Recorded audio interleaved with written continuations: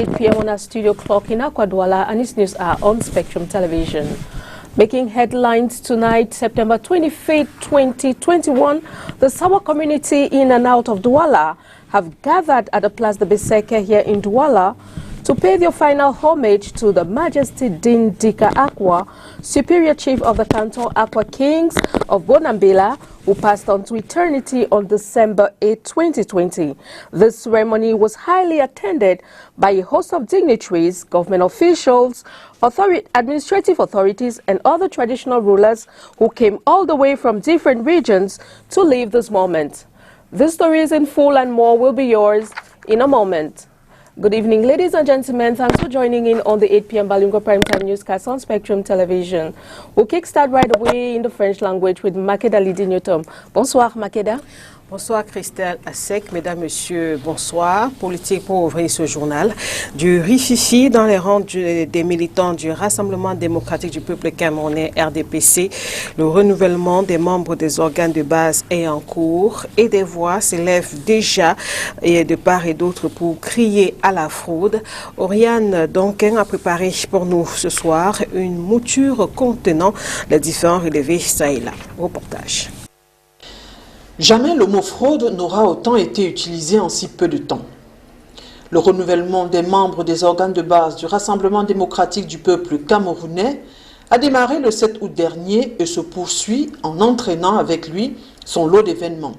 Si le processus implique bulletins et urnes, ceux-ci ont laissé place aux coups de poing, menaces et autres insultes.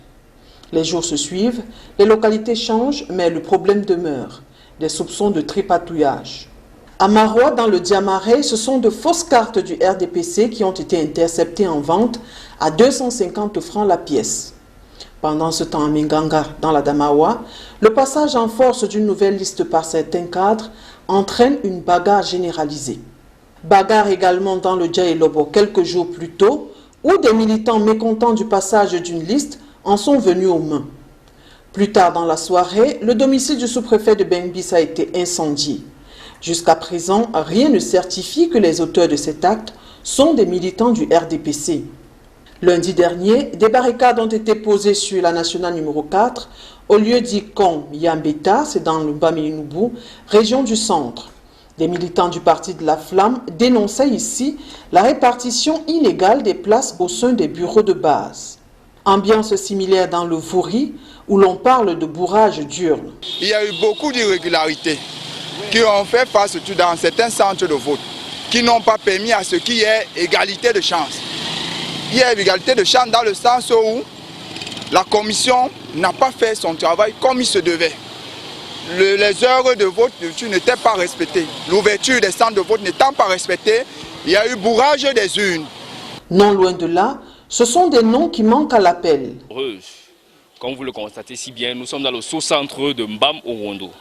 Mbam-Orondo est un sous-centre auquel la commission a repris les élections vu la malgérance de la commission. Alors, comme vous le constatez si bien, ce sommier qui a été affiché n'ont pas respecté les normes. C'est-à-dire, plusieurs normes ne se retrouvent pas au niveau de ce sommier. Alors, ça a fait en sorte que on s'est retrouvés à plus de 400 militants qui n'ont pas pu voter.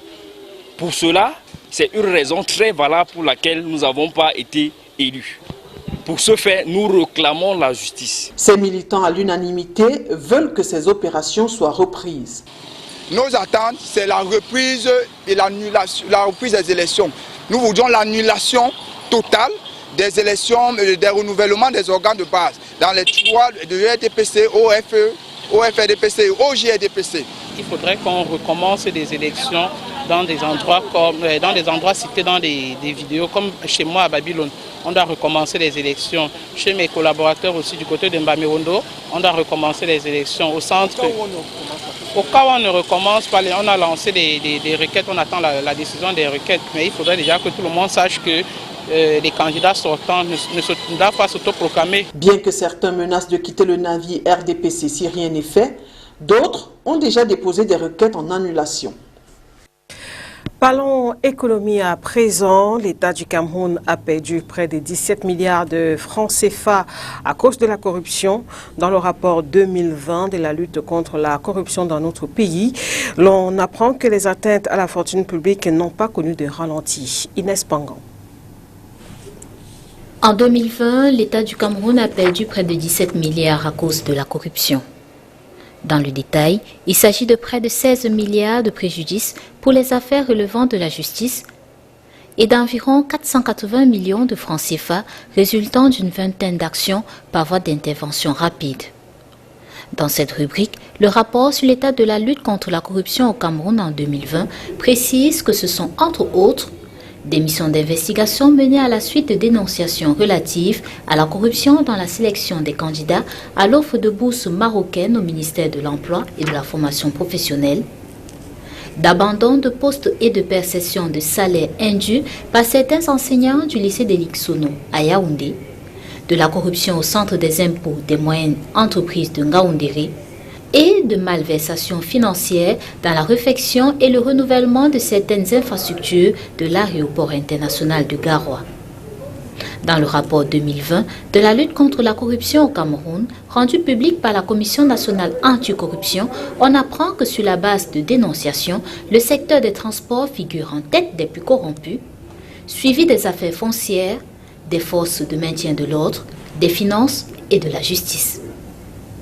Dans le combat que mène la CONAC depuis plusieurs années pour tenter d'éradiquer la corruption au Cameroun, son président, le révérend Dieudonné Massigams, regrette, je cite, que les atteintes à la fortune publique n'ont pas connu de ralentissement dans notre pays. Un indicateur pertinent de cette réalité est le nombre de dénonciations enregistrées par la CONAC, à savoir 16 067 au total. Parlons de la balance commerciale du Cameroun. Elle est déficitaire au premier semestre de l'année 2021. Un rapport de l'Institut national de la statistique souligne le montant déboursé par le Cameroun en matière d'importation au rang des produits les plus importés, justement le riz et bien d'autres. Léla Renganzu. Du 1er janvier au 31 juin 2021, le Cameroun a dépensé 86 milliards de francs CFA dans l'importation du riz. Une somme représentant en fait une cargaison de 319 330 tonnes de riz pour combler une demande nationale élevée à 757 000 tonnes, quand la production nationale, elle, est estimée à 217 280 tonnes. Si on se réfère en effet aux chiffres présentés dans le dernier rapport de l'Institut national de la statistique, les importations ont pour objectif de combler le gap de 540 000 tonnes de riz que la production nationale n'arrive pas à couvrir. Si au premier semestre de l'année, le Cameroun a déjà importé plus de 270 000 tonnes dont ont besoin ses populations, le même rapport indique qu'une bonne partie de ces importations de riz est frauduleusement réexportée vers d'autres pays frontaliers. Une réexportation informelle vers les pays voisins, qui a pourtant un lourd impact sur la balance commerciale du Cameroun, encore et toujours déficitaire. Avec un déficit qui au premier semestre 2021 s'élève à 744 milliards de francs CFA, l'INS note qu'il est en hausse de 7,5% comparativement à la même période en 2020. Les dépenses d'importation du Cameroun au cours de ces 6 premiers mois se chiffrent en effet à 1824 milliards de francs CFA pour 5,07 millions de tonnes de marchandises importées. Notons tout de même que le riz n'est pas la seule marchandise venue d'ailleurs. La facture des importations est constituée de carburants lubrifiants, des produits de l'industrie chimique pharmaceutique, de matériel appareil électrique et mécanique, pour ne citer que cela.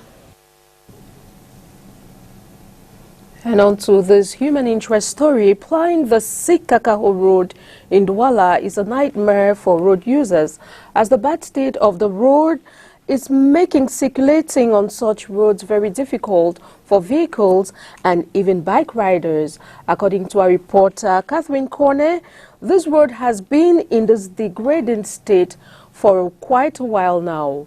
More in the following report. The nature of roads in Cameroon's economic capital, Douala, is a call for concern to authorities in charge. The roads easily get degraded few months or years after construction. A case in point is this stretch of road at the level of the bridge near Sikakaho. A gully has already developed, forcing vehicles and bike riders to either use the other side of the road or slow down to meander through the deep pothole. According to this commuter, if one is in a rush, you can't meet up with your program because the road gets sometimes saturated with vehicles, thus causing a delay. He added that the road has been in this deplorable state for several months without authorities doing anything to rehabilitate it. To him, the acute problem of road could be attributed to the poor quality work executed by contractors. The rapid degradation of roads in the city of Douala causes one to question why such an alarming rate. Is it due to the quality of work or due to the nature of the soil? However, one could conclude the nature of the road in Douala is also partially responsible, as it is sandy and easily sinks around marshy areas, urging contractors to opt for pavements in such places which have proved to resist better over time. Whatever be the reason, effort should be made to construct long-lasting roads in the country's economic capital. And on to this sad brief, a host of dignitaries alongside the Sawa community in and out of Douala have come out in their numbers, all clad in their traditional regalia at the Place de Beseka here in Douala to bid their final farewell to Their Majesty Dindika Akwa, Superior Chief of the Canton Akwa Kings of Bonambela, who died on December 8, 2020 at the age of 77. His Majesty Fon Lekunze, Paramount Fon of the Bamungo people, took part in the ceremony and had this to say. I'm His Majesty Senator Fon Lekunze Nembo Andreas. I'm the Paramount Fon of Bamumbo First Class Fondom in Libya Alem Division of the Southwest region of Cameroon. I think I'm leaving Douala, the economic headquarters of Cameroon, today with great memories about the cultural heritage of the Douala people as incarnated by a very great king, King Dindika Akwa, the king of Bonambela and the paramount ruler of Akwa. I think from all the speakers here, he was a very dynamic, a committed and patriotic Cameroonian who fought for his people, who fought for justice, and who fought for patriotism. And I'm living here very, very satisfied with the honor that has been given to him as a king, as a ruler, and as a representative of his people. Majesté Tanguy Robinson, le secrétaire général du Conseil des chefs du Sud-Ouest. King Dika was a very good man, a very humble person. He showed what is known today as integration. He accepted all kinds of tradition and people into his kingdom in Bonambela, and that is like what would want that his successors should continue. Nous vous le disions, le gouvernement était représenté à ces obsèques officielles de Sa Majesté Dindika Akwa III par plusieurs ministres, parmi lesquels le ministre de la Justice, garde des Sceaux, celui du Transport ainsi que le ministre des Sports. Nous vous proposons de suivre notamment la réaction de Grégoire Ouna, ministre du Travail et de la Sécurité sociale, venu également rendre hommage au chef supérieur du canton Akwa, roi des Bonambela et ancien président du Ngondo. De l'événement, c'est qu'on a rendu un véritable hommage à un citoyen qui a placé l'éthique à un certain niveau, qui le méritait, parce qu'aujourd'hui, nous en avons besoin. Nous avons besoin d'éthique dans notre pays. Parlons sport, afro-basket dames. La compétition se poursuit sans le Cameroun, pays hôte de l'événement. Comme vous le savez, l'équipe nationale de basketball féminin a été éliminée hier à Yaoundé par le Mali. C'était dans le cadre des demi-finales de cette compétition. Le Mali qui l'a emporté sur le score de 52 à 51. Le Cameroun a une dernière chance de monter sur le podium si et seulement si il remporte le match pour la 3e place prévue demain dimanche. On retrouve à Yaoundé nos envoyés spéciaux Christian Womé et Emmanuel Tibuy. Le Cameroun aura essayé de rééditer 2015 ici au Palais Polyvalent des Sports de Yaoundé où il avait fini en finale. Mais les filles d'Ahmed Mbombondjoya n'auront pas réussi. On va dire qu'elles sont tombées les armes à la main. C'est une rencontre qui s'est jouée de bout en bout. Le Cameroun qui a pourtant mené de 10 points à l'entame de cette rencontre s'est vu rattraper au score et même dépasser. L'occasion de revenir était quand même assez difficile pour cette équipe camerounaise qui avait trouvé en face une équipe malienne qui s'était opposée véritablement en défense. Les quelques dernières actions de Weledji qui auraient pu amener le Cameroun à marquer ce tir à 3 points qui aurait permis au Lion Indomptable de passer devant n'a pas été effectif.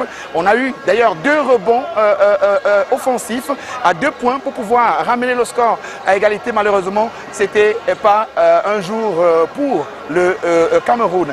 Et donc, ce sera un match de 3e place pour les Lions Indomptables du Cameroun dimanche. Ici au Palais Polyvalent des Sports de Yaoundé, nous sommes Christian Womé et Emmanuel Tibuy pour West TV. Après cette élimination du Cameroun à domicile, nos reporters ont tendu leur micro à quelques supporters de l'équipe nationale. Nous vous proposons de suivre leur réaction. C'est une grosse déception parce que nous avions le match en main.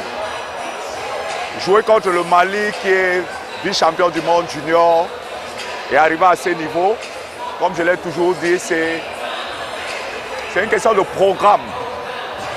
Donc les filles n'ont pas osé, elles ont trop pensé au système.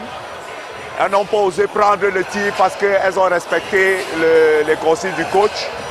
Mais ce n'est pas une mauvaise chose. Préparons-nous pour les échéances à venir avec un meilleur programme de formation, des compétitions comme celle-ci.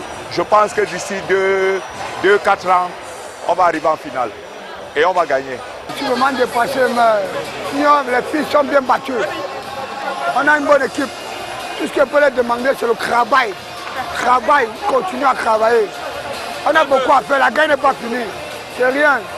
On accepte le peuple, ça va. Battu, mais les filles se sont battues, on ne t'entendait pas là.